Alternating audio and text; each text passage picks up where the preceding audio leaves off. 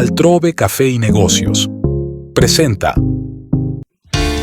Agenda CTX con Nelson Hurtado Obando y Mauricio Morales Moreno. CTX, la contundencia de los hechos. Estamos en Agenda CTX con Nelson Hurtado Obando, bajo la dirección de Jaime Restrepo Vázquez, y quien les habla, Mauricio Morales Moreno. Les damos la bienvenida. Hoy vamos a hablar de la relación entre el Ejecutivo y el Legislativo, de cómo se están dando las cosas en este momento en el país. Están funcionando los sobornos, según opiniones, por ejemplo, de Rafael Nieto Loaiza, de que esos 1.3 billones de pesos del escándalo de la Unidad Nacional de Gestión de Riesgo funcionaron en los congresistas. También tenemos la conducta del ministro Guillermo Alfonso Jaramillo, ministro de Salud, que la moción de censura prácticamente se la pasó por la faja. Y tenemos también el paso de la reforma a las pensiones. Nelson, ¿cómo estás? Bienvenido. Mauricio, muy bien, y usted, muchas gracias por la bienvenida, y aquí estamos cumpliendo con la ciudadanía y pienso yo que con la patria. Yo quiero que comencemos, Nelson, con el tema de la implementación del modelo de salud para los docentes, para los maestros, para el magisterio. Yo quiero que comencemos por ese lado. Nosotros teníamos, digamos, al principio de año la gestión de la ministra Carolina Corcho, que ya pensábamos que era imposible que tuviéramos en el país un ministro peor que una conflictiva ministra como Carolina Corcho, que fue intransigente en todo momento, incluso en algunos momentos grosera con los parlamentarios sobre todo. Y ahora vemos a un ministro, Guillermo Alfonso Jaramillo, también con la misma actitud de intransigencia, incluso superior a la intransigencia de Carolina Corcho, y evadiendo lo que es la moción de censura. Yo quisiera preguntarte, la ley quinta y la Constitución la puede utilizar el ministro de Salud para evadir la responsabilidad de la moción de censura en el Parlamento. ¿Qué opinas al respecto? Mauricio, mira, sobre esto hay que empezar por explicarle a los conciudadanos lo siguiente. Colombia tenemos un régimen presidencialista. Son dos cámaras que conforman el Congreso, la Cámara de Representantes y el Senado. Así es. Senado, el presidente del Senado es el presidente del Congreso, que se conforma por Cámara y Senado. Y la moción de censura es una institución extraña al ordenamiento no colombiano, sino de los países de este régimen democrático, en el sentido de que es propio de los parlamentos en los gobiernos europeos, donde hay un jefe de gobierno, hay un jefe de Estado. Recordemos que en Colombia el presidente es jefe de Estado, jefe de gobierno y suprema autoridad administrativa. En procura de todo de todas esas talanqueras que se han querido poner a la corrupción y al control político, se instituyó la moción de censura. No es que no funcione, es que no puede funcionar. La moción de censura finalmente es un acto, para mí siempre ha sido un show donde se van a sacar los trapitos de la manera, digámoslo, medianamente culta, civilizada en el Congreso, pero no pasa nada. Aquí nadie se ha caído por eso, ni a nadie han condenado. Sí. Y esa moción de censura que usted habla y que vincula con la Constitución y la ley quinta sobre todo, es una institución que está allí, pero ojo, la ley quinta es una ley orgánica, es la que regula todo el funcionamiento del Congreso, las funciones del Senado, las responsabilidades del Senado, luego de las cámaras, regula los debates, los procedimientos en las comisiones constitucionales permanentes, toda la estructura. Esa es la ley quinta, es el funcionamiento mismo del Congreso. Pero recordemos que dentro de la ley quinta está establecido el llamado juicio político, que ni es ni juicio, pero sí muy politiquero. ¿Por qué? porque cuando los servidores públicos, que es un error en la Constitución que habla de altos funcionarios del Estado, cuando los servidores públicos aforados incurren en la comisión de conductas punibles, sean o no dentro del ejercicio del cargo o de relación con sus funciones, terminan fundamentalmente juzgados por la Corte Suprema de Justicia. El problema es cuando las conductas en ejercicio del cargo por razón de sus funciones pueden ser calificadas como mala conducta que da lugar a un difuso juicio de indignidad. Entonces, en la moción de censura, eso es una calentura, no es sino para levantar pasiones. Nelson, lo que sí yo rechazo del ministro es, y aquí hago un paréntesis, porque tuve la oportunidad de tener muy buenas relaciones con el papá, el exministro ya fallecido Alfonso Jaramillo Salazar, sí, con origen en mi propio pueblo, porque nos ayudó mucho en esa época que yo me desempeñaba en algún carguito en mi pueblo a la construcción de un excelente hospital como tenemos en Abejorral.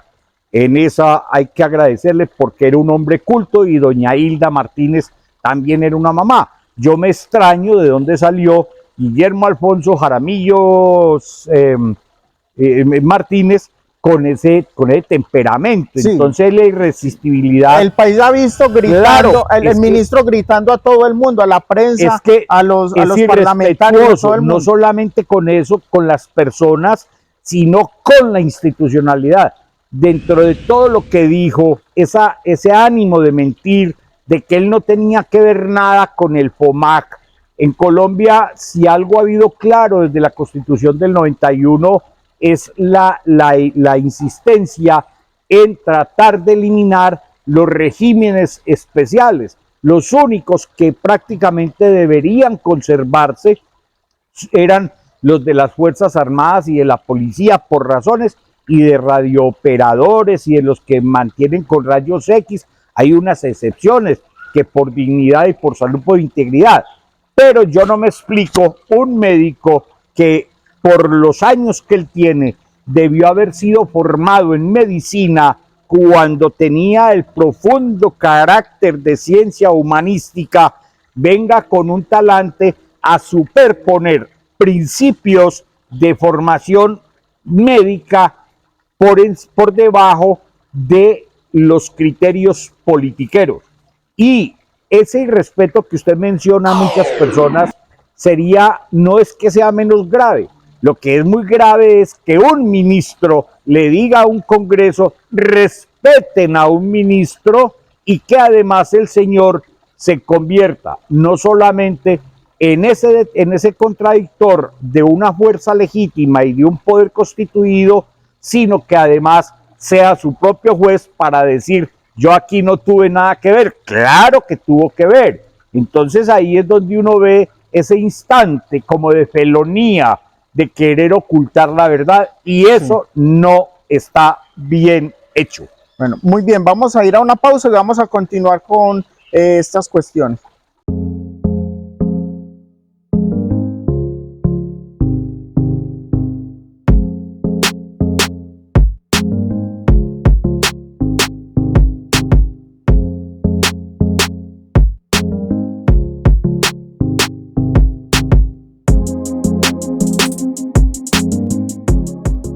Altrove Café y Negocios, carrera 65, número 2 A26, en Medellín, Colombia.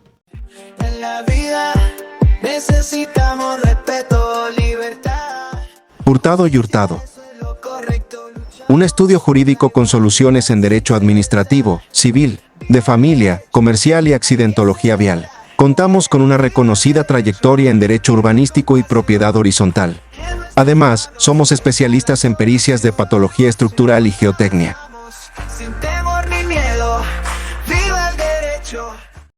Nelson, entonces yo te pregunto, digamos que el ministro no hace parte ni de la junta directiva de la fiduprevisora ni del FOMAC, pero él sí tiene una responsabilidad política, sí la moción de censura no funcione en este país por el esquema que tenemos político dentro de la institucionalidad, pero él tiene una responsabilidad política, ciertamente, los que lo implementan serán las entidades, pero él tiene que responder porque incluso está el tema de los audios. Desde hace unas semanas se presentó Mauricio Marín, probablemente pudo haber expuesto los audios para que el país supiera que el presidente estaba al tanto de que no estaba funcionando el modelo que se está implementando para atender a los miembros del magisterio, y tampoco digamos que él no se puede exculpar como presidente, y el ministro Jaramillo tampoco se puede exculpar. ¿Qué pensás al respecto? Mauricio, ahí hay una cuestión y vale la pena recordárselo a nuestros conciudadanos. Es desde Montesquieu que hablamos de la división de poderes y la separación de poderes y lo que se llaman los juegos de pesos y contrapesos en la democracia. Si hay algo claro en la institucionalidad, en la constitucionalidad colombiana, es que hay separación de poderes, pero hay una obligación de colaboración armónica. Entonces, vemos que a diario se entretejen relaciones entre el Poder Judicial con el Poder Ejecutivo, con el Poder Legislativo y viceversa en todas ellas. Esa es la colaboración armónica.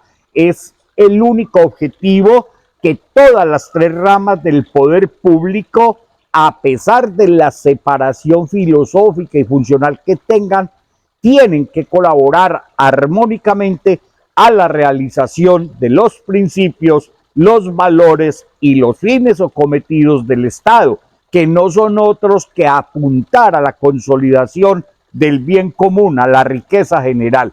Desde ese punto de vista, si usted recuerda una intervención del ministro por allá en abril, él presenta ese modelo como el mejor, como el dechado de virtud, como lo más garantista, lo más eficiente, lo más, es decir, lo más plausible. Y los maestros lo aplaudieron. Claro.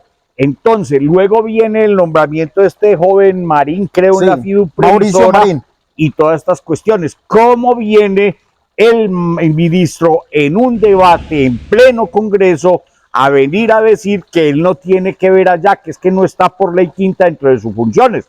Es que las funciones de los servidores públicos, y yo aspiro a que los abogados, si es que eso da lugar a cualquier otra sanción o a cualquier otro procedimiento, recordemos, los servidores públicos incurren en responsabilidad por acción, por omisión y por extralimitación. Sí. Yo no puedo meter la mano aquí en un asunto del Estado, embarrarla y después decir, no, fue a mis espaldas. Sí, porque en todo caso, si la tesis es que él no tiene que ver, digamos, él no dio órdenes, ahí están los audios que claramente él queda como el que dio la orden y el que hizo que se pusiera en funcionamiento un modelo que hizo que los maestros estuvieran en unas condiciones absolutamente complicadas, en una crisis en los últimos días, porque no tenían acceso al servicio. 900.000 maestros con ese gran problema, un desastre. Nelson, ¿cómo interpretas esa actitud del magisterio? Después de que les destruyen su sistema de salud, después salen a defender al gobierno. Mauricio, ahí hay una cuestión y volvemos a insistir en lo mismo. Es lo que yo llamo la irreductibilidad del marxismo, ¿cierto? Es decir, estas personas, infortunadamente, es decir, tienen clavados. Es que yo lo he dicho muchas veces porque lo viví en mi liceo antioqueño, en mi época, sí, en los años 70, donde es como un chip que se les metió en la cabeza, pretenden instalarlo en todo mundo y todos por aquí. Es una gente que no renuncia a eso, es decir, ni la misma ciencia les facilita, ni la misma evolución de la sociedad, de los hechos sociales nuevos que se presentan, siempre siguen con ese chip. Es como una idolatría, es el fundamento. Sí, es que ya parecen una secta, Nelson. Es que ahí es donde vamos. Yo muchas veces refiero y digo, admiro mucho a Enrique Krauss, sí, un mexicano que tiene mucha obra, entre ellos un libro muy importante que es Redentores. Sí. Es donde estamos asistiendo en este proceso ya no a partidos políticos ni tanto empresarismo electoral, sino a las sectas políticas, es decir, a las religiones políticas, a los dioses políticos. Asistimos a una era de una política sectaria, o sea, eso es mucho indudable. más que el sectarismo. Yo en alguna ocasión cuando estaba joven tuve por allá adelante de unos senadores muy importantes en una campaña decirle que el fenómeno de la violencia política en Colombia no lo habíamos superado, y parece ser que el tiempo nos está dando la razón. ¿Por qué? Porque es que hoy la violencia política es mucho más grave que la afrenta y el daño personal. Es que es el aplastamiento del enemigo por muchos otros medios, los tecnológicos, la censura, el control en los medios, todo lo que se quiera. Hasta el final que he dicho que miren Mauricio, lo que están diciendo allá lo puedo resumir yo en una frase. Cuando las personas hablan del derecho a la información, yo algún día pensé y dice que buscar, obtener, producir y difundir información y conocimiento es al espíritu del hombre lo que el aire a los pulmones. Hoy a los seres humanos no nos aplastan tanto por el encadenamiento del cuerpo como por la asfixia del espíritu, y eso es lo que se está haciendo. Aquí lo que están buscando es uniformidad, homogeneización de la masa, todos arriados. Sí. Así no es la situación. Nelson, pero entonces si vos fueras parlamentario, citarías nuevamente a debate. ¿Estarías de qué lado? Yo no me desgastaría en el Congreso colombiano citando a mociones de censura, porque es lo mismo que va a pasar en el juicio político en el Congreso si es que lo hace. ¿Qué va a pasar? Usted puede tener pruebas contundentes, pruebas muy relevantes, uno dentro de su concepción de formación jurídica, pero si allá 230 entre congresistas o no sé cuántos votan y dicen no hay lugar, archívese el proceso, se quedó de fuero a impunidad. Entonces, lo mismo va a pasar con la moción de censura. Eso es un desgaste y para mí es más de medios, de agitar masas, de buscar imagen, de echar discursos.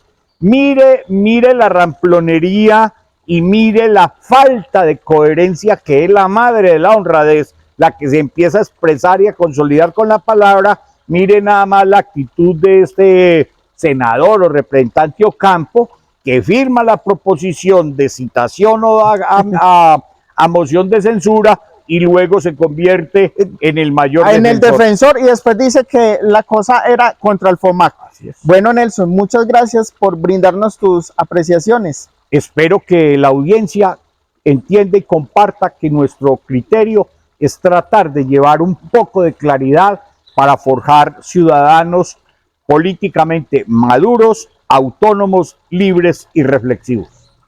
Esto, amigos, ha sido Agenda CTX. Continúe con nosotros y los leemos en la caja de los comentarios. Síganos en CTX, la contundencia de los hechos. CTX, la contundencia de los hechos.